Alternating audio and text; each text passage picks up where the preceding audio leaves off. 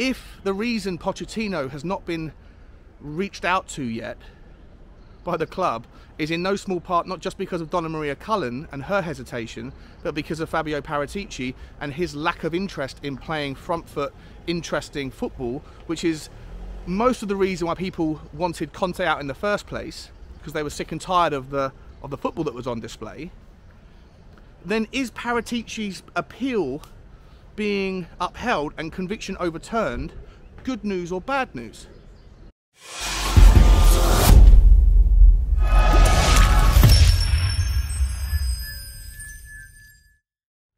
Morning everybody. How are you? Welcome back to the Spurs Talk Show. I'm Sean Butler. Bugsy Malone is up ahead. This is episode 194, I think, of Tottenham Walks. Please do me a favour, guys, as you always do, smash the like button for me on the video, smash the subscribe on the channel if you haven't already. I think 50 new subscribers came through yesterday on the back of yesterday's video, which is amazing. Thank you so much. Welcome to you guys. Hope you enjoy your stay. Welcome back to everybody else. Hope you are all happy and healthy. Please, guys, also smash the notification bell and drop a comment. Let me know your thoughts on today's topic. I've got to go back to Paratici, but I do want to talk at the end about some better news, some good news, and things that are happening that are very positive within the club, slightly further down the pecking order of the present. That's something we should have one eye on for the future, and I will come to that at the end. But before I get to that, I want to give you a little bit of an update and some new news regarding Fabio Paratici and the whole Juventus saga. So, as I said to you already this week, the 19th, which is today, is supposed to be, or was intimated to be, the day that we find out about Paratici and the other members of the Juventus saga's appeal process. It doesn't necessarily mean it will happen today, but it's imminent. If it doesn't happen today, it should be coming out in the next few days or maybe week or so, but we're just waiting to find out. Obviously, the outcome of that will determine whether or not, I would imagine, Daniel Levy fires the man because due process is complete, and then we can get on with giving Scott Munn the task of identifying the next guy, etc.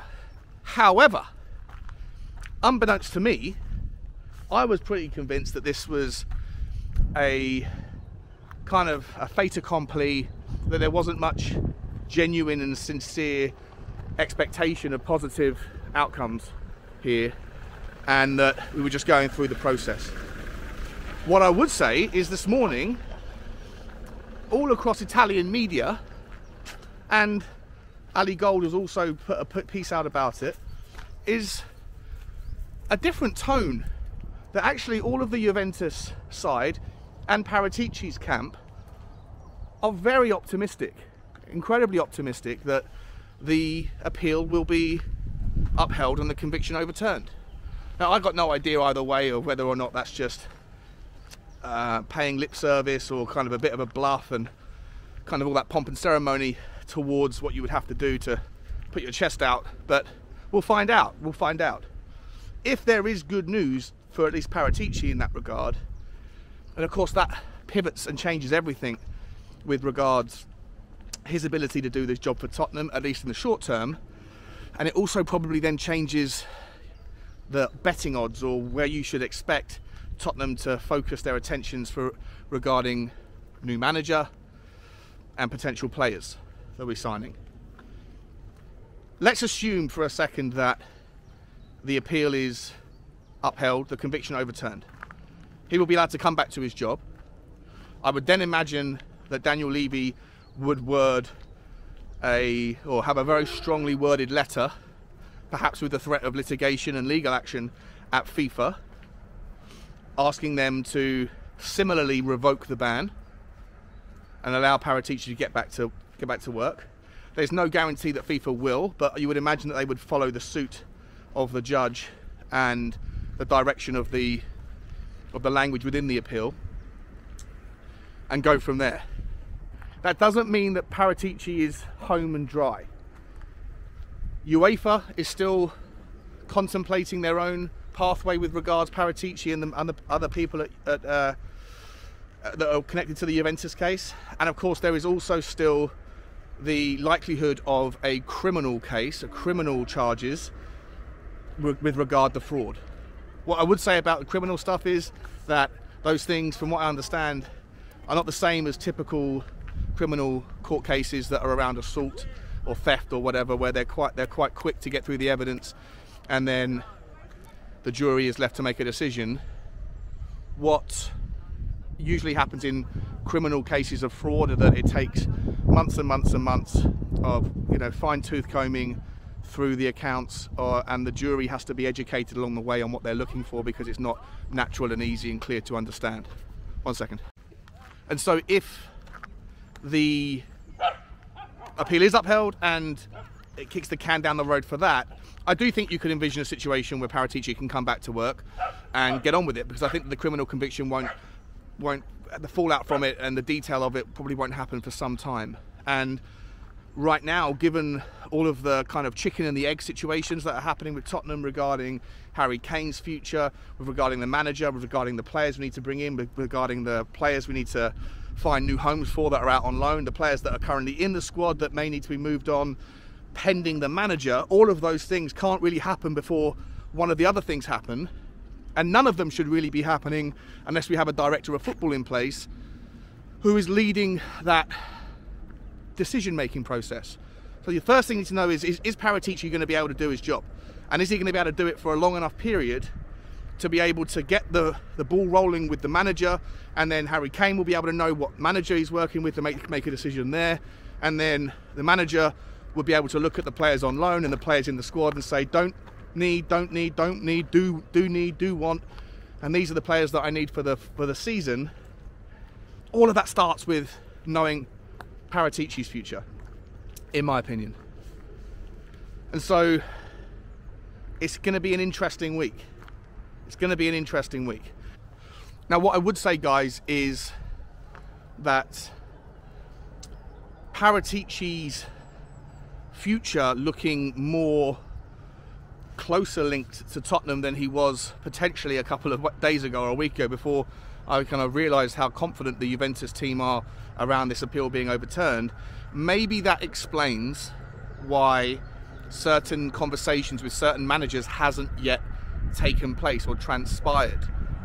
A week ago or so, I made a video regarding Donna Maria Cullen and her influence over Daniel Levy within the board, and that she was sort of vetoing, from what we could understand, any approach for Pochettino, and that maybe part of the reason for that was because back in 2018, before Pochettino was fired, Donna Maria Cullen put out a press conference as the head of PR for the club, saying that they were relaxed about the transfer policy, and he then came out in a statement saying, "Who's relaxed? I'm not relaxed. I need players." Again, paraphrasing, but that's the gist. And maybe that kind of disconnect left a bad taste in the mouth of Donna Maria Cullen, and maybe that hangover and that lingering memory of disobedience, maybe, for want of a better word, is why Donna Maria Cullen is less than keen, or not as keen as some of the other board members, to bring back Pochettino. Well, with this news of Paratici still having kind of one toe in the Tottenham, employment pool, shall we call it, maybe there's also a second angle that can compound on the reason why Pochettino hasn't been discussed or hasn't had a conversation yet. Because it was always a bit interesting to me, how much influence does Donna Maria Cullen have, and if she does have a lot, why? What does she have over who within the board? It was always a little bit kind of, unclear to me. If Paratici also isn't that keen on Pochettino, and maybe he is having conversations with Daniel Levy, from Italy, whilst working from home, so to speak, still shaping and leading the conversation. Remember, he is allowed to participate in meetings, he's just not allowed to conduct any actual business. So the last part of the dot connecting exercise we're trying to do here relates to the timings of previous interest shown in Pochettino that happened since he was released. There was interest shown back in 2021, post Jose, pre-Nuno, pre-Conte, when we were going through that period and we were looking at Fonseca and Gattuso. I think that the question has to be asked, if Tottenham were interested in Pochettino then, but ended up going in a different direction, but are not interested in him as much 2 years later and haven't had conversations, why? Now, according to Ali Gold, it's because of Steve Hitchen. And that when Steve Hitchen was still in charge and Paratici had just emerged into the club, but didn't really have the authority, Hitchen had a better relationship with Pochettino and had him on the top of his shortlist. But then during that whole period, Hitchen gets edged out. Paratici becomes the guy who's the guy. And on his shortlist, you had all the likes of Gattuso, Fonseca and Conte, and Pochettino was not on it, which is why those talks fizzled out in 2021, and possibly why they haven't had any current talks ongoing with Pochettino, because maybe Paratici is still pulling the strings from his home whilst working on gardening leave, presuming that there's going to be good news for him in his appeal that we'll find out about in a couple of days. I hope you're following me. I hope that's still with me on this one and I haven't bored you all to tears. But ultimately, guys, if Paratici is going to have good news in the next couple of days, what does that mean for our managerial search? We know that Paratici is a guy who likes pragmatic Italian football, the stuff that most fans don't want to see anymore. So if the reason Pochettino has not been reached out to yet by the club is in no small part not just because of Donna Maria Cullen and her hesitation, but because of Fabio Paratici and his lack of interest in playing front foot interesting football, which is most of the reason why people wanted Conte out in the first place, because they were sick and tired of the football that was on display. Then is Paratici's appeal being upheld and conviction overturned good news or bad news? Should we hope that Paratici has his conviction upheld and the appeal rejected, so that we can pivot away from a director of football that ultimately is interested in football that the fans don't want to see? It's going to be fascinating to find out, guys. Let me know your thoughts. I don't know where to go, and I hope this video hasn't become too long because it's a long, complex story, but let me know. Like, subscribe and comment, guys, and as always, bye bye.